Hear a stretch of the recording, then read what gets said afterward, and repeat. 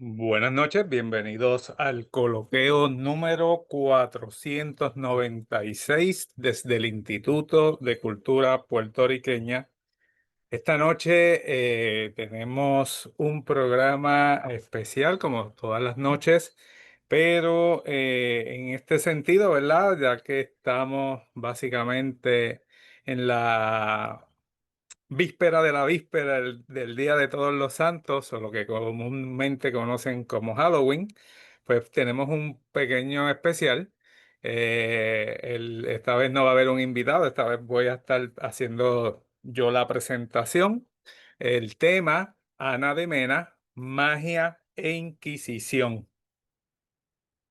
Voy a subir la presentación en un momentito. De una vez aprovecho, agradezco a todo el público que siempre está allí presente.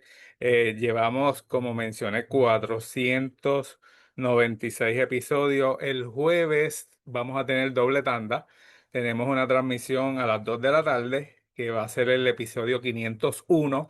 Y en algún momento, todavía no lo he decidido, antes de esa transmisión vamos a estar transmitiendo el episodio número 500, donde vamos a estar haciendo un recuento de toda la historia de Coloqueo. 500 episodios que no ha sido fácil, pero le agradecemos a todo el público que siempre ha estado allí y que siempre nos ha apoyado. Le pido de favor, no voy a estar en los controles, que ustedes compartan el episodio. Yo estaré compartiéndolo tan pronto acabemos con él. De hecho, compartirlo en mi página. Ahora podemos continuar. Le pido ese favor, compartan el episodio y así más personas lo pueden disfrutar. Vamos a subir la presentación. Como dije, esta noche pues tenemos este episodio especial dedicado a Ana de Mena. Eh, voy, eh, Quiero presentar de antemano los temas que vamos a estar discutiendo para que usted se interese y se quede con nosotros hasta el final, ¿verdad? La introducción es hablar quién es Ana de Mena, pero va a ser algo bien general. Vamos a dejarlo mejor para el final. Luego vamos a dar un vistazo, ver el contexto de cómo era la cuenca del Caribe en el siglo XVII. Tenemos que hablar de dos ciudades que son bien importantes en este proceso, La Habana y Cartagena de Indias. Vamos a dar las descripciones de estas dos ciudades de cuando Ana de Mena vivió en estos lugares. Luego vamos a hablar un poquito sobre la sociedad caribeña del siglo XVI y XVII, es algo somero. Quiero establecer las diferencias entre lo que es brujería y hechicería. Para mí esta parte es sumamente importante, eh, porque pues, no en todos lados es lo mismo, ¿sabes? Las definiciones cambian. De hecho, en el caso de nuestro idioma, en el español, brujería y hechicería son dos definiciones que cambian y han variado por el tiempo, que eso es otro asunto que he discutido en otros programas. Después vamos a hablar un poquito sobre la Casa de Brujas. El año pasado hablamos bastante sobre este tema. Las brujas quemadas por el obispo Ramos en la isleta de San Juan, lo que usted llama o lo que llamamos el charco de las brujas. Luego vamos a entrar de lleno a Ana de Mena. Y finalizamos con una muestra del mundo mágico puertorriqueño. Les voy a dar dos muestras de ese mundo mágico. En otros programas, en otros octubres de otros años, hemos tenido a Tere Marichal, a quien le envío un fuerte abrazo y un saludo. El jueves que viene voy a estar en una actividad con su grupo de estudiantes de tradición oral. Nada, saludos para Tere. ¿Quién fue Ana de Mena? Esa es la primera pregunta y con esa vamos a iniciar. De hecho, tengo que mencionar, yo a veces digo, no, que descubrí este personaje histórico mientras estaba haciendo estudios, revisando la documentación inquisitorial como parte de mis estudios graduados. La realidad es que no es que yo la haya descubierto. Ana de Mena otro autor de nombre José Toribio Medina la había mencionado en un libro que se llama La Inquisición en Cartagena de Indias. La diferencia es que él simplemente la mencionó. Don Toribio Medina, don José Toribio Medina es el que nosotros consideramos el padre de los estudios inquisitoriales en América.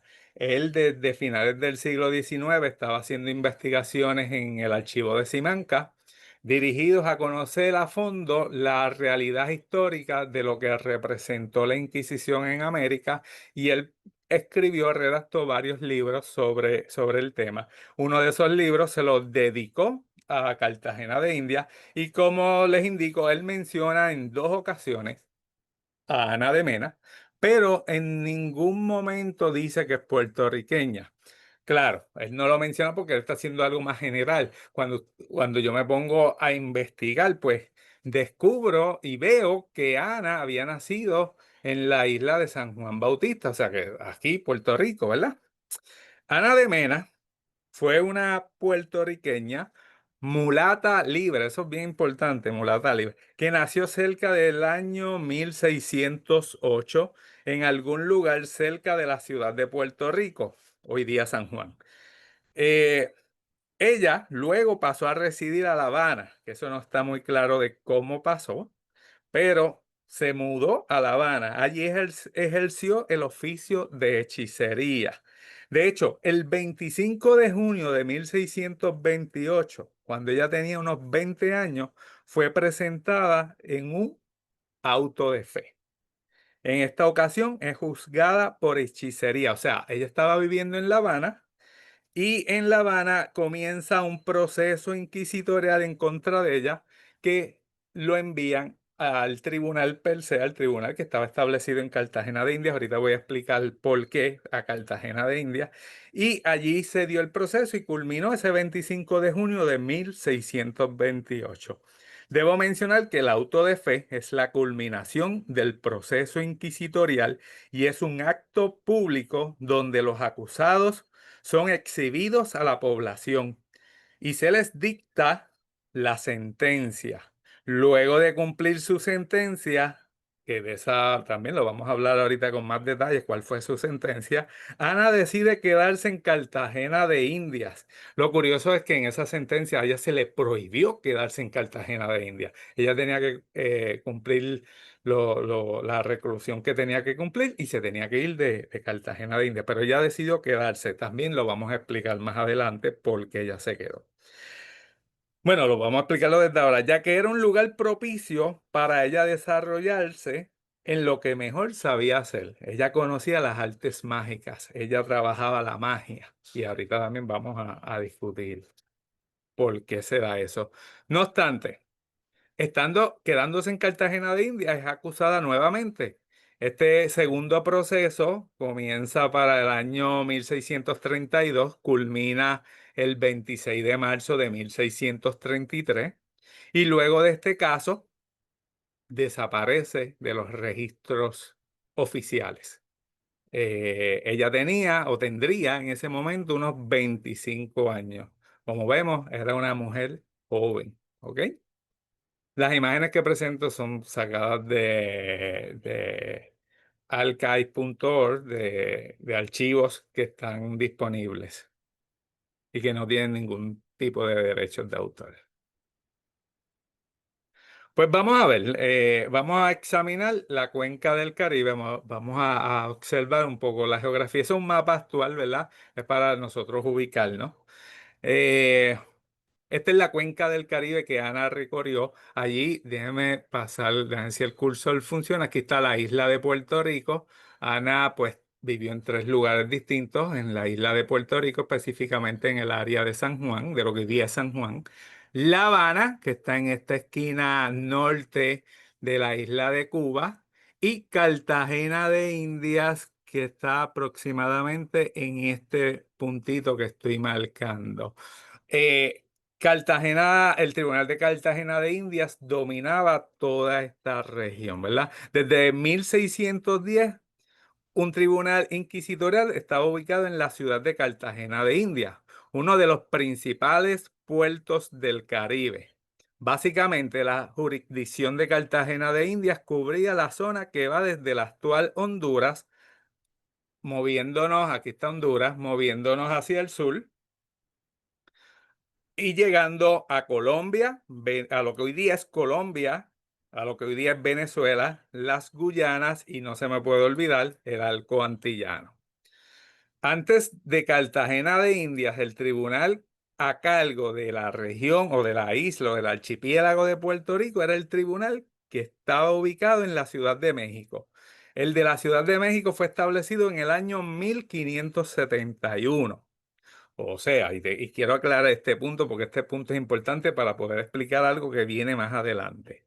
Cualquier asunto inquisitorial antes de 1610 tenía, y antes de 1610 y después de 1571, tenía que ser atendido en la Ciudad de México. Si hipotéticamente la señora madre de Ana de Mena era otra practicante de la hechicería, o era una bruja y tenía un aquelarre, no sé, en la costa norte, en Las Vegas, en Puerto Rico, en alguna área de estas Vegas, y era atrapada por, podía ser el obispo, las instituciones seculares o las instituciones eclesiásticas, no importaba, y era sometida a la Inquisición, tenía que ser enviada a la Ciudad de México con una documentación específica. El caso iniciaba en la isla de Puerto Rico, pero tenía que culminar allá. Ese era el proceso inquisitorial oficial. Ok, claro, hay sus trampas también, ¿verdad? Y también de eso vamos a hablar. Vamos a ver un siguiente mapa. Este mapa es un mapa de la época, usted ve la diferencia. Voy de nuevo para un mapa moderno, cartografía moderna versus un mapa que fue cartografiado, preparado en el año 1632, ¿verdad? Y lo traigo para poder visualizar cómo ellos veían su mundo. Eh, Aquí, pues, como dije, esto es un mapa del Caribe, siglo XVII. El Caribe era una zona de constante lucha en ese momento. En estos días tuvimos un programa sobre el ataque holandés a la isla de Puerto Rico, a la ciudad de Puerto Rico. Eso ocurrió en 1625 y los juicios de Ana, 1628 y 1633.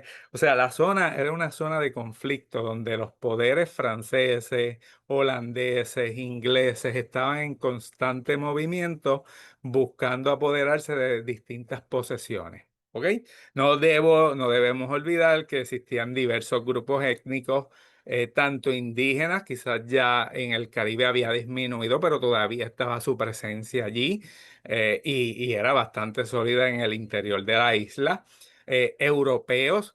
De europeos como tal, yo les tengo que indicar que verificando la documentación inquisitorial, hubo personas procesadas que nacieron en Turquía, Grecia, otras áreas de los Balcanes, Inglaterra, Dinamarca, de Castilla y Aragón, muchos.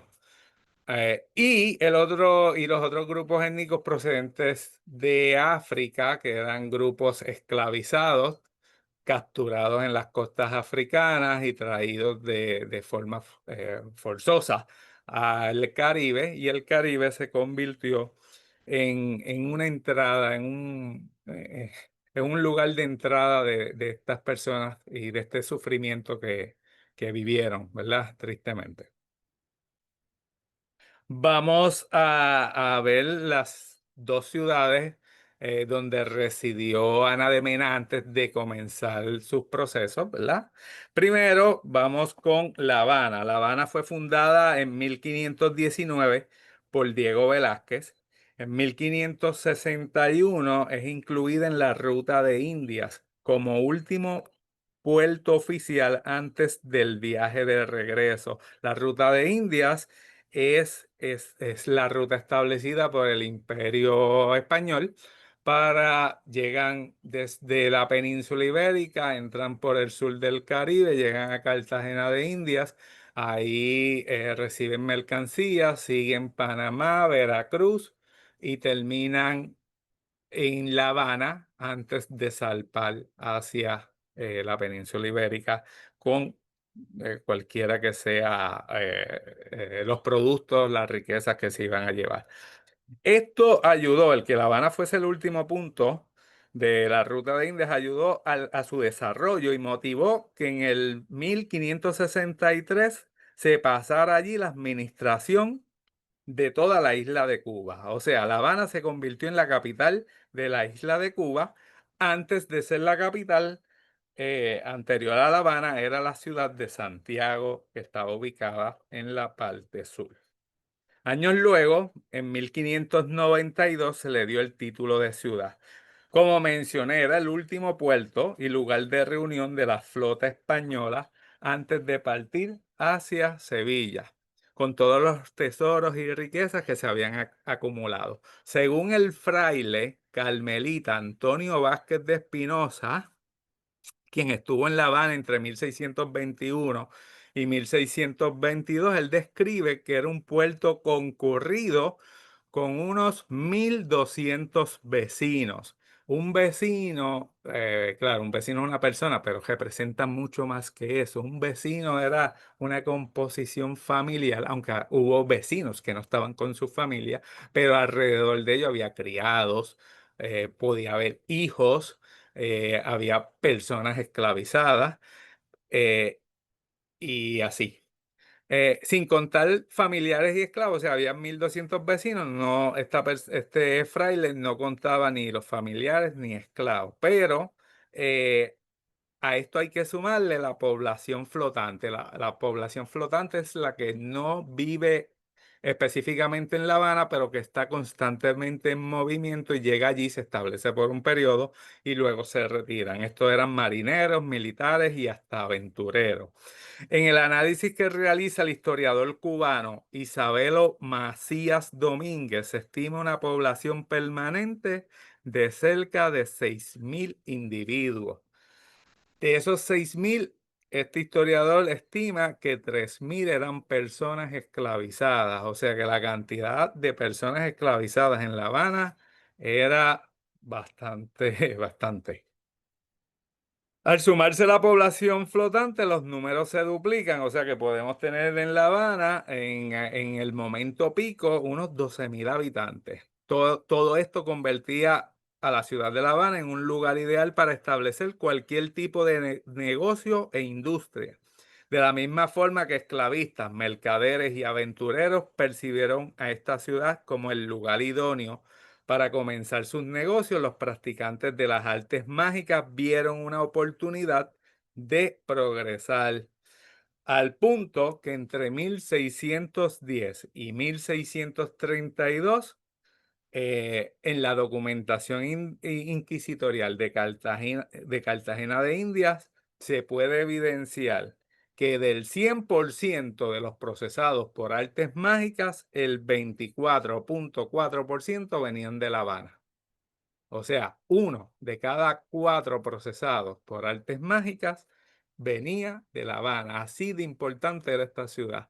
Ahí llegaban los hechiceros a presentar su trabajo, ¿verdad? La gente iba donde ellos, como hoy día, ¿verdad? Hoy podemos decir, ¿verdad? Mucha gente dice, no, nosotros no somos supersticiosos, pero buscan el horóscopo.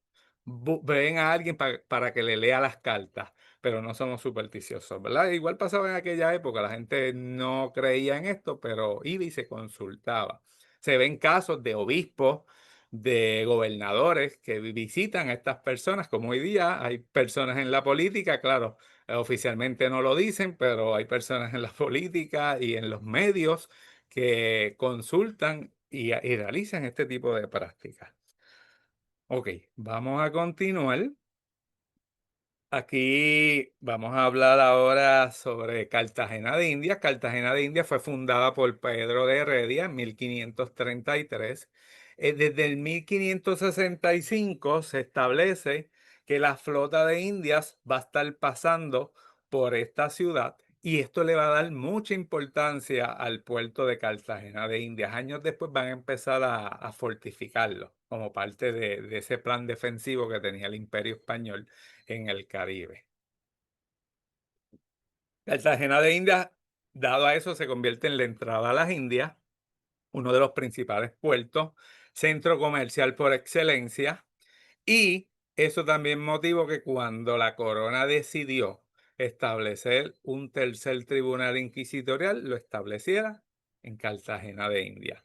La población aproximada para el año 1625 era de 8.000 personas constantes que vivían allí y en los momentos picos podía subir a 14.000 personas.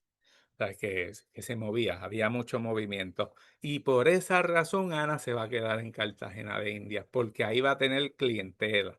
Ahí va a haber personas que la van a ir a consultar, personas que saben que ella conoce de hierbas. Y Ana de Mena, con su corta edad, era mucho más que una simple hechicera. Los inquisidores dicen que era una maestra de hechicera y era una persona que enseñaba a otras personas a practicar la hechicería. Vamos a continuar. Sociedad caribeña, siglos XVI y XVII. Ahorita lo mencioné, lo vuelvo a repetir. El Caribe es una frontera, es la primera zona de contacto en el proceso de conquista y colonización.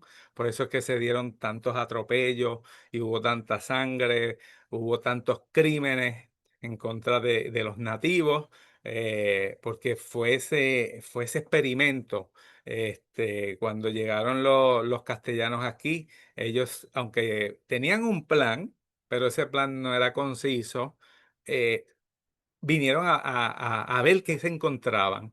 Ellos no sabían, según algunos teóricos, pues se esperaba llegar a las Indias, allá a China, a la India, pero no, se encontraron con este continente entre medio y esas poblaciones que tuvieron esos primeros contactos, pues sufrieron mucho. Pero a todo esto se dio el sincretismo y se dio el mestizaje, un mestizaje que todavía hoy se puede ver en todo el Caribe, ¿verdad?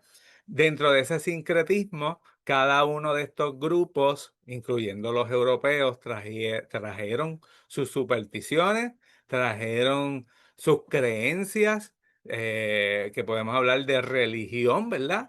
Pero también dentro de esa religión existían elementos como lo que se conoce como la religiosidad popular, y mucha de esta religiosidad popular está enmarcada en el uso de la magia y lo que el poder llama superstición, ¿verdad? Porque superstición es yo mirando al otro y minimizando las creencias del otro. Digo, no, eso son supersticiones, eso no es real. Pero para los practicantes no son supersticiones, eso era un modo de vida. La Inquisición como instrumento de la corona era un instrumento de control social, ¿verdad? Llega a América en el 1519, de esto también puede buscar en otros coloquios, hemos hablado.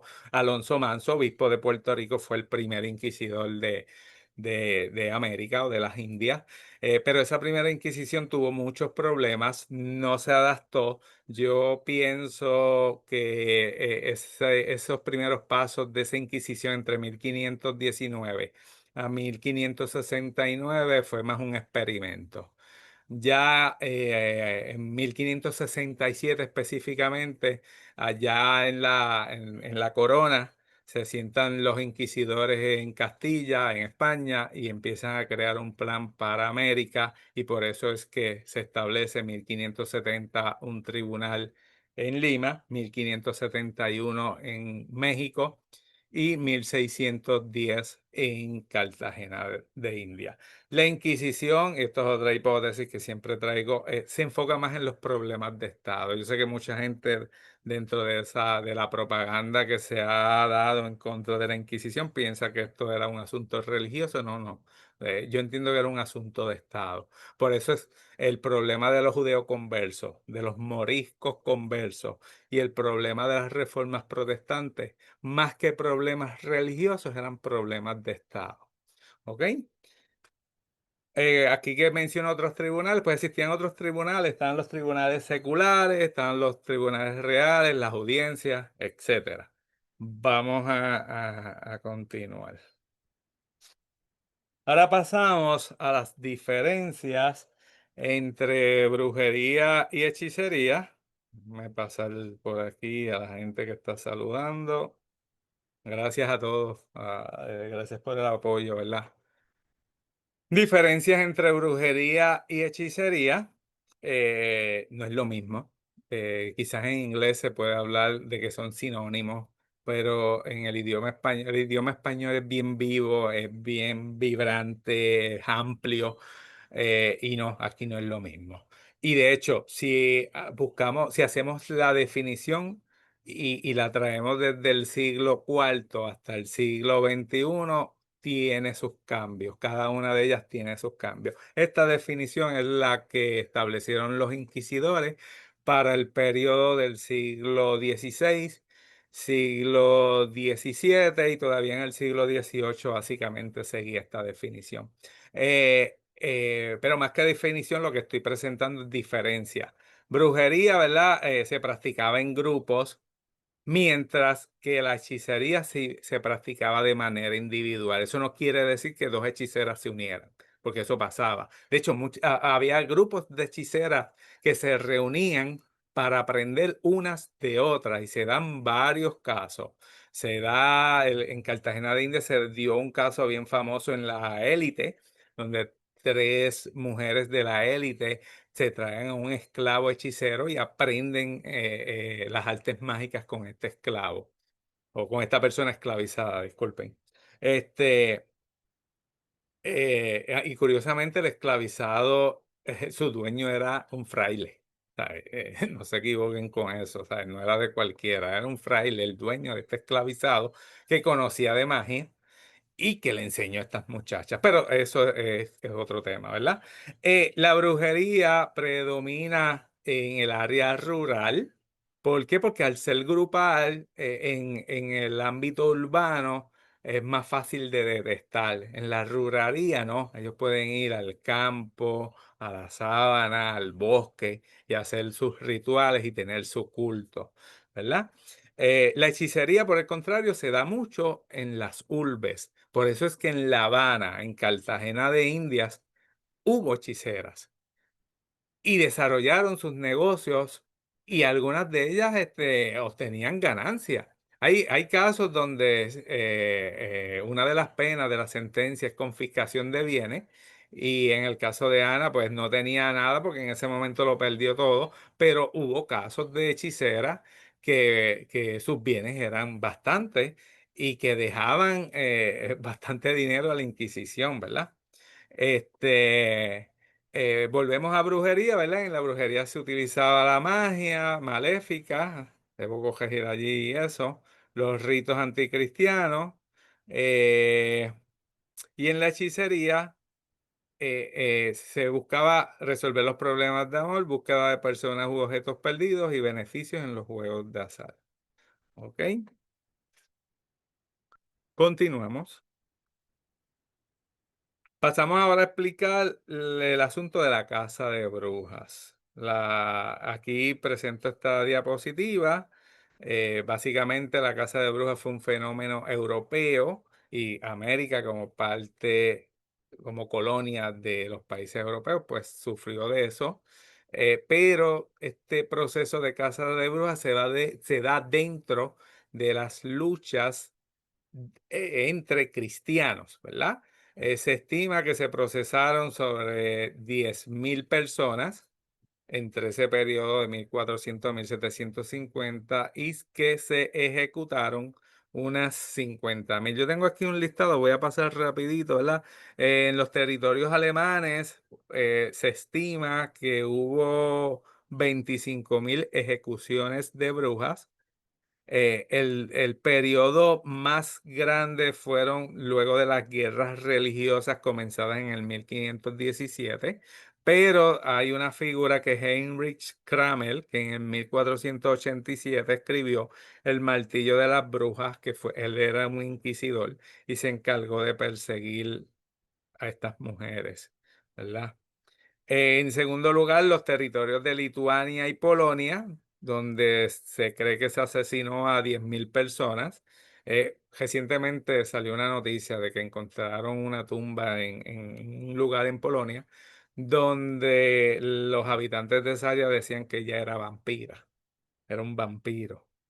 Luego Suiza con 5.000, Francia con 4.000 asesinados.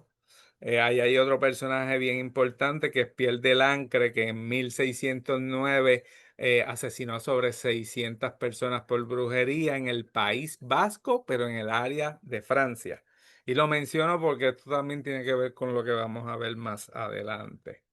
Eh, Austria, Bohemia, Moravia, Hungría, 3.100 asesinados y las británicas 2.500. Allá hay otro personaje que sale mucho en películas, Matthew Hopkins, era un cazador de brujas que ejerció entre 1644 y 1647. A él le pagaban por cazar brujas hasta que muere. Escandinavia, 1.700, la península itálica, 1.000, Bélgica y Luxemburgo, 500. En España, en el caso de España, la mentalidad era distinta a la de Alemania y las persecuciones dieron como resultado unas 300 personas asesinadas.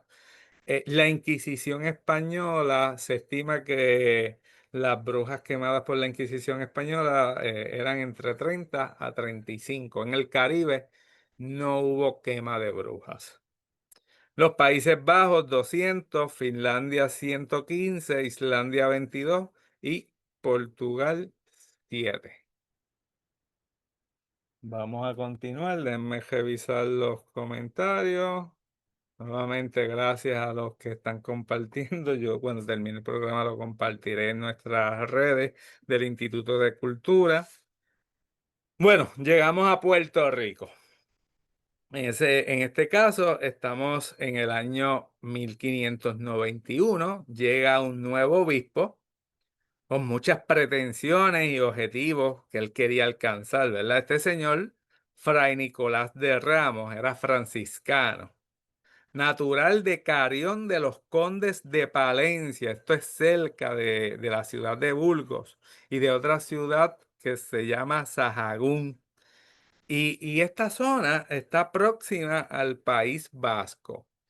Eh, Esa región del País Vasco era vista como una región donde muchas personas tenían creencias un poco distintas y que las autoridades consideraban que lo que hacían era adorar al demonio. Pero claro, como no las entienden, no saben, y se dieron las persecuciones más grandes de caza de brujas en España, se dan en la región del País Vasco. Al otro lado, ahorita mencioné a este individuo francés, Pierre de Lancre. Al otro lado, en el País Vasco, pero al lado francés también hubo grandes persecuciones. Y parece que este obispo ya venía con esa mente, era de los que sí creía que existía el diablo y que habían unas mujeres que lo adoraban y había que perseguirlas y había que mandarlas a la hoguera. Ok, en el poco tiempo que estuvo, ya que a finales de 1592 se le nombra arzobispo de Santo Domingo, descubrió una cesta de brujas y en vez de referirlas a la Inquisición, que ahorita yo mencioné, había que referir a la Inquisición, no, él decidió impartir justicia divina con ellas. Él dice que desterró a algunos practicantes de brujería, pero tres de las implicadas eran mujeres esclavizadas y sus dueños, para no perder su mercancía, pidieron que no fueran expulsadas de la isla de Puerto Rico. En lo que se hacía el trámite, estos trámites tomaban tiempo, las tres mujeres volvieron a adorar a sus divinidades y el obispo Ramos las llevó a un segundo juicio. Aquí es importante, no, entiendo que estas mujeres no entendían el idioma. Estas mujeres no entendieron nunca el proceso, pero para las autoridades eso no importó. Al ser reincidentes, el obispo les aplicó la pena máxima, mandadas al brazo secular para ser ejecutadas. El brazo secular es las autoridades civiles. porque la Inquisición, al tener ese carácter eclesiástico, no podía llevar a la hoguera a una persona, sino que le pasaba a esa persona a la autoridad civil para que fuese un verdugo de la autoridad civil quien ejecutara esa sentencia. Aquí me surgen muchas preguntas, ¿verdad? Es cierto de que si usted era llevado a la Inquisición, por un delito, hechicería, y si usted reincidía, según el reglamento interno de la Inquisición, a usted lo podían enviar a la hoguera, porque para efectos de la institución, su arrepentimiento fue falso. Pero también es cierto que se dan casos en Cartagena de Indias donde hay personas que son juzgadas por el mismo delito 3 veces, no una, no dos, 3 veces. Ana de Mena es juzgada 2 veces. Si hubiese sido el obispo Ramos, siguiendo esta afirmación histórica de lo que pasó, pues la hubiese mandado a la hoguera en la segunda ocasión sin escucharla. Simplemente la enviaba a la hoguera. Pero no, no pasaba así. Por eso es que entendemos, primero, el obispo Ramos utilizó unas facultades, se excedió en sus facultades, porque lo ideal era que él hubiese referido el caso de estas 3 mujeres esclavizadas, acusadas por brujería, a a la Inquisición en México, porque era donde había jurisdicción, pero no lo hizo así. Claro, existe otro reglamento, esto ya es a nivel de la iglesia, donde los obispos son los encargados de velar por la fe de sus diócesis. Y él posiblemente se amparó en esto para hacer este proceso. ¿Ok? Nada, yo dejo, usted tomará su opinión al respecto. Esta zona también se ha discutido mucho lo del Charco de las Brujas, que ahí fue donde se quemaron a estas 3 mujeres. Entiendo que están al sur de la isleta de San Juan por el área de, del puerto como tal. Pero no estoy muy seguro, ¿verdad? Esa parte, como se urbanizó, se cambió, se rellenó, pues no estamos muy seguros de dónde ocurrió tal evento. Pero nada, vamos a continuar. Llegamos a Ana de Mena. Estamos viendo aquí. Ok. Llegamos a Ana de Mena, primer juicio, 1628. Como dije, pasemos a la protagonista de esta historia. Ana, desde muy joven, demostró cierta pericia en las artes mágicas. Ella aprendió y perfeccionó el arte de preparar conjuros y pociones. Leía las cartas, daba consejos y predecía o adivinaba el futuro. Los pobladores, los habitantes de La Habana, la visitaban y le solicitaban sus servicios para un sinfín de asuntos, tanto benéficos como maléficos. Veamos que esto es algo relativo, ¿verdad? Porque a lo mejor esta señora llegaba donde Ana y le decía, mira, yo perdí a... mi esposo se fue con otra mujer, yo quiero que él vuelva conmigo, o quiero matar a esta mujer porque esta mujer es mala, la que se llevó a mi esposo. Y pues por eso es que digo, esta parte de que si era benéfico o era maléfico era relativo, claro, asesinar a alguien no creo que sea algo positivo. Y de hecho iba en contra de las leyes, ¿verdad? Porque eso no es como hacemos las cosas. Nosotros no arreglamos las cosas asesinando a otra persona. Pero para la persona que pedía el servicio no lo veía como algo malo, ¿verdad? La especialidad de Ana eran los problemas amorosos o sentimentales y la búsqueda del conocimiento oculto. O sea, las cosas que no se sabían, ella las trabajaba. Era una sociedad muy supersticiosa, como hoy, como siempre ha sido, aunque no queramos aceptarlo. Y los conocedores de las artes mágicas aprovechaban y mejoraban su situación social y económica. Había hechiceras que se les pagaba con bienes, con ropa, con comida, con dinero, etcétera. Ok, muy bien. Pues varias de las testigos parece que los hechizos que le solicitaron a Ana de Mena no resultaron y se fueron a quejar. En estos días, de hecho ayer participé en un congreso internacional sobre los aquelares desde un punto de vista académico en Chile y tuve una participación en la mañana, ¿verdad? Era virtual todo, no viajé. Y una de las preguntas que hice a los compañeros que estaban exponiendo era eso: ¿por qué nunca se procesa a los testigos? Los testigos van, piden servicios mágicos, pero nadie los procesa. Y hubo varias contestaciones, pero es interesante, ¿verdad? Claro, quizás la más influyente dice, pues no, como ellos buscaron el servicio, pero no lo practican. Ellos simplemente buscan el servicio. Pero nada, vamos a seguir. Como ya indiqué, el 25 de junio de 1628 fue su auto de fe. El proceso de Ana de Mena comenzó unos meses antes, cuando fue acusada ante las autoridades inquisitoriales de La Habana por 16 individuos, acción que provocó su arresto y traslado a Cartagena de India. Lo que le dije, a usted el juicio comenzaba en su ciudad, allí habían agentes, se le conocía como familiares de la Inquisición. Los familiares eran personas, a ellos no se le pagaba, pero hacían eso por prestigio y obtener otros beneficios marginales.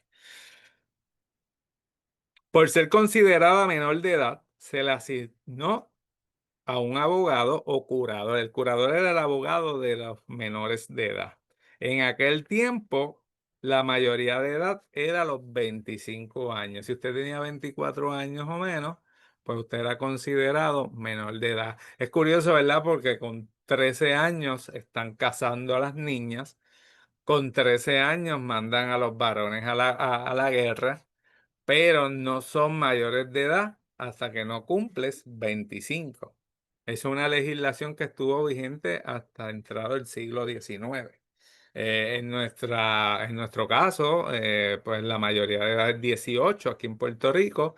En el caso de Estados Unidos es 21, pero nuevamente existen estas contradicciones.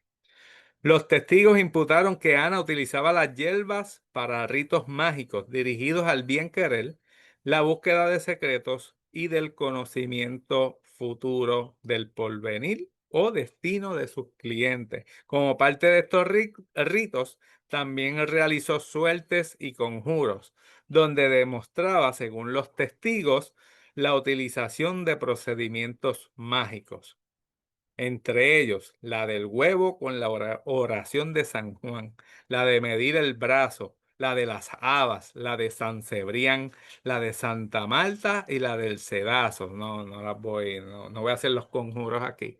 Posiblemente si lo piden y el año que viene seguimos en coloqueo, ya llegando a 600 episodios, quizás traigo un episodio solamente para hablar de conjuros. Añaden que Ana de Mena tenía el poder de hacer bailar a una escoba, o sea que Ana de Mena cogía una escoba y la ponía a bailar, y que sus suertes y conjuros la habían llevado a adivinar situaciones desconocidas para sus clientes. Es curioso, testigos están diciendo que vieron bailar una escoba. O sea, fueron a un tribunal inquisitorial y bajo juramento dijeron, sí, yo vi bailar una escoba. Lo dejo allí, ¿verdad? Usted juzgue. La suerte de Santa Marta, no quiero decir que sea cierto, ¿verdad? Pero nada.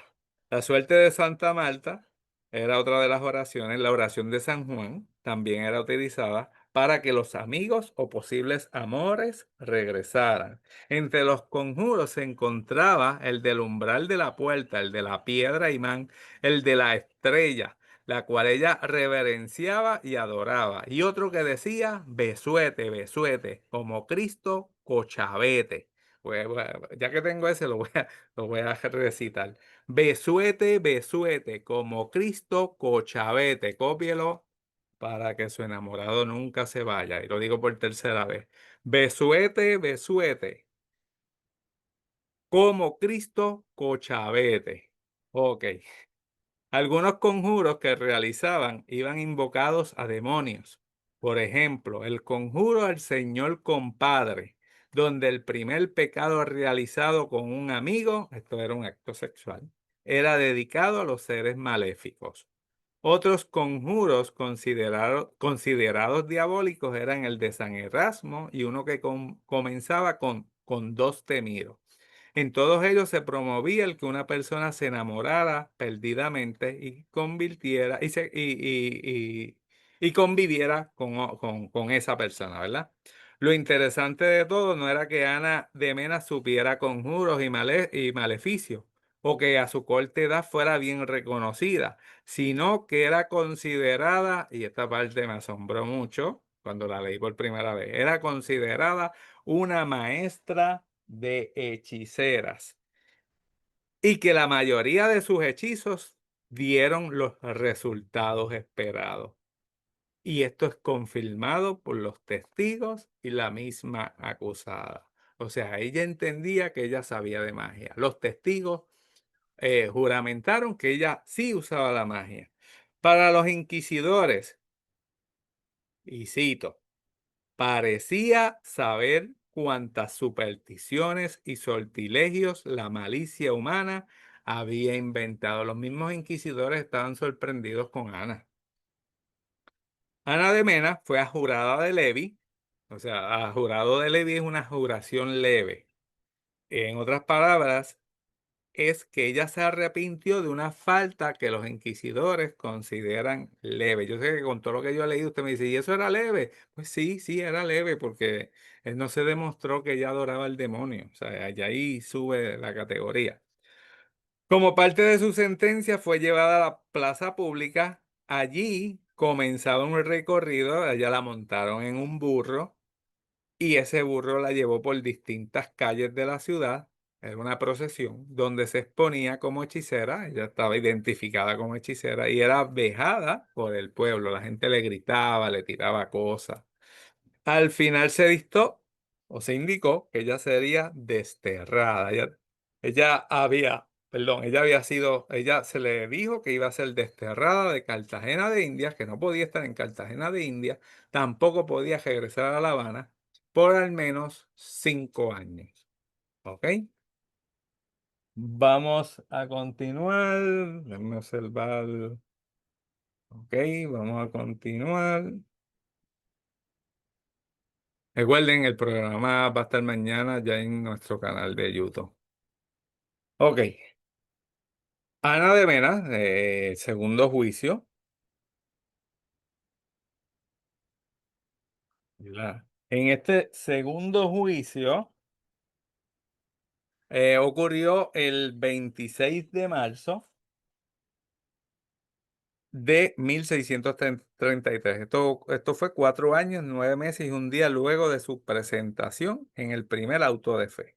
En esta ocasión, Ana de Mena es traída a la Iglesia Mayor de Cartagena de Indias para culminar su segundo proceso. Aquí los testigos fueron simplemente 3 personas.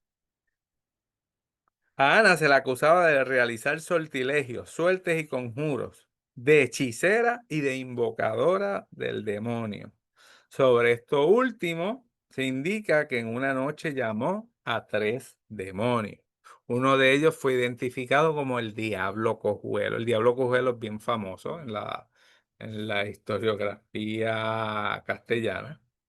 Es un diablo que en algunas instancias la gente coge de zángano, ¿verdad?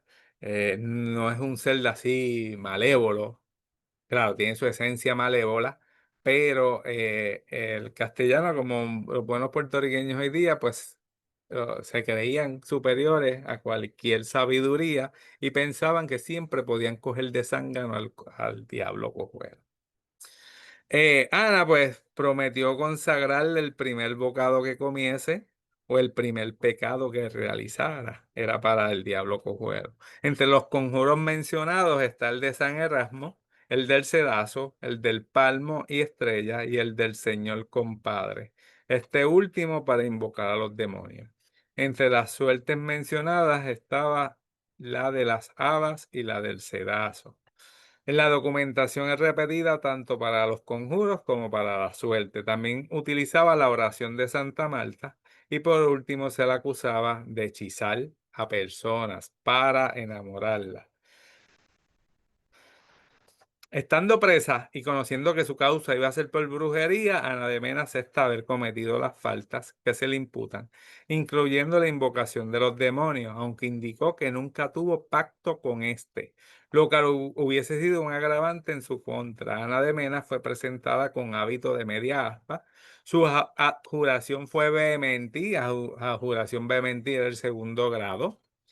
Y su condena fue la de recibir 200 azotes. Vean, en la primera ocasión no recibió azote, en esta ocasión sí recibió azote porque es reincidente, ¿verdad? Aparte de que se le otorga una juración, abjuración de vehementi, no se le envía a la hoguera. Se le destierra, es desterrada por 6 años, tanto de La Habana como de Cartagena de India y se tiene que mover de lugar. Ya estamos acabando. Vamos a dar una muestra de nuestro mundo mágico puertorriqueño, ¿verdad? Porque Puerto Rico, aunque lo estemos negando, pues tenemos también nuestra magia. Aquí yo les presento dos árboles, que quizá para muchos pues son insignificantes, pero para las personas que siguen y que creen en la magia, pues a través de la historia han sido importantes. Voy con las imágenes primero, luego voy a dar la descripción, ¿verdad? Y quiero ir por las imágenes porque primero al lado izquierdo tengo la Ceiba acostada en Laja. Usted puede ir a Laja, al municipio de Laja. Digo, yo no he ido como en 2 años a ver la ceiba, espero que esté allí. Esta era una ceiba posiblemente con sobre 300, 400 años de antigüedad. Por ahí yo vi la edad, en algún documento está esa edad. Pues esta ceiba a principios del siglo XX, debido a un huracán, se acostó, se cayó, pero no murió, continuó y está allí. Dicen, cuando estuve haciendo investigación oral en la zona, las personas mayores decían que allí, esa ceiba, aunque lo que usted ve detrás es una escuela, eso era un prado, un llano enorme. Y aparentemente antes de los años 50 del siglo XX, pues allí se reunían gente y realizaban prácticas de magia. Y había un aquelarre allí. Y algunas personas hablan de que las brujas, cuando la ceiba estaba en su condición anterior a estar acostada, pues las brujas se iban a las ramas y se quedaban allí y se escuchaba el canto. Estos son cuentos de personas que ya murieron, que se los contaron a sus nietos y a sus nietos que yo entrevisté eran personas ya en los 60, 70, 80 años. Y básicamente esa era la historia de esa ceiba acostada. Ahora bien, el almácigo es otro árbol que aparentemente tiene poderes mágicos, pero vamos a ir uno por uno. Vamos a empezar con el almácigo. Es un árbol originario de las Islas Canarias. Está vinculado a prácticas mágicas y espirituales. Y le voy a mencionar algunas. Número uno, sus propiedades, tiene propiedades protectoras. Número dos, por su poder de purificación y sanación. Número tres, por su conexión con el mundo ancestral. Esta visión mágica se da en diversas culturas afrocaribeñas. Se le considera un árbol sabio con memoria y poder. El almácigo aparece en la medicina tradicional y en prácticas espirituales. Se le atribuyen poderes que sirven para alejar energías negativas, proteger el hogar y neutralizar maleficios. Se colocan ramas o se quema su resina como parte de rituales de limpieza espiritual. Su corteza rojiza y resina aromática se utiliza en baños, sanhumerios y ungüentos para limpiar el cuerpo y el aura, especialmente en rituales de iniciación o transición. El almácigo se asocia con espíritus guardianes y prácticas de respeto a los muertos. Su presencia cerca de cementerios o lugares sagrados refuerza esa dimensión. Cuando vaya cerca de un cementerio donde hay árboles, posiblemente podrá identificar un almácigo. Trozos de almácigo se llevan como amuletos de defensa, especialmente por curanderos y practicantes de religiones afrodescendientes. Si desea hacerse un baño con almácigo, usted simplemente hierve su corteza o algunas hojas y las utiliza como parte de su lavado. ¿En qué ayuda? A liberar tensiones, envidias o bloqueos enérgicos. Durante la invocación de protección, búsqueda de claridad mental y armonía. Usted puede también quemar su resina. Ahora pasemos con la ceiba. La ceiba es de origen americano, ¿verdad?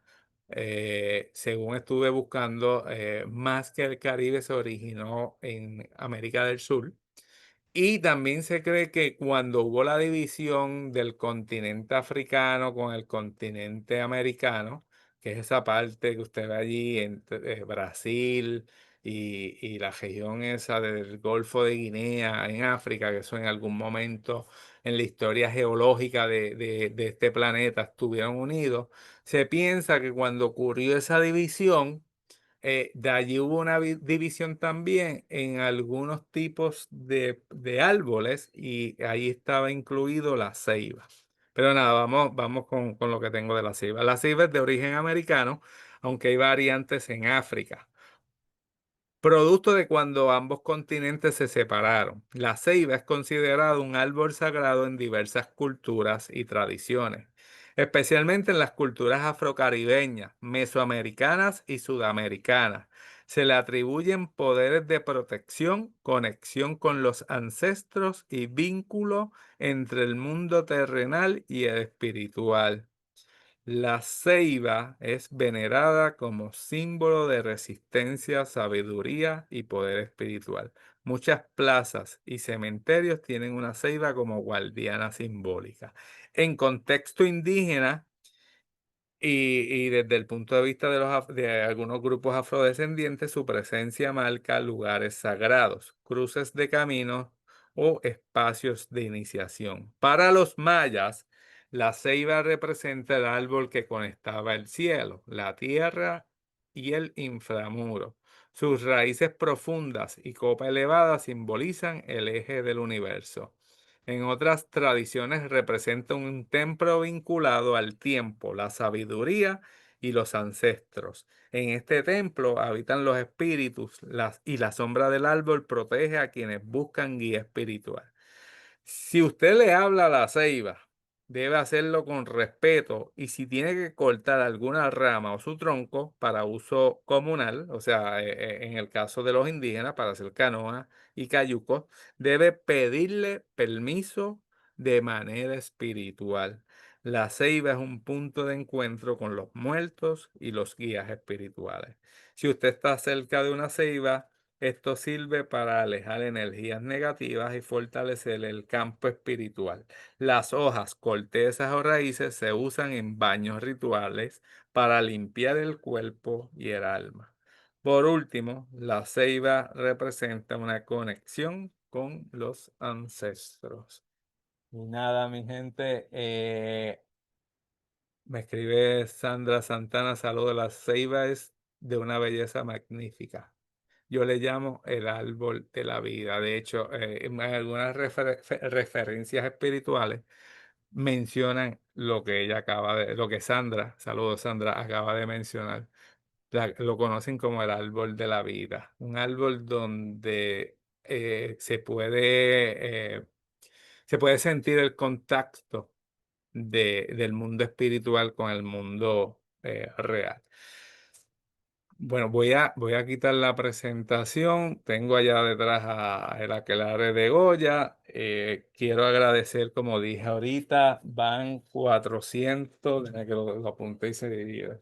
496 episodios de Coloqueo. Gracias a ustedes que apoyan el programa. Gracias a todos esos invitados que he tenido aquí, que no sé, me imagino que para el episodio 500 debo contar cuántas personas han asistido a Coloqueo.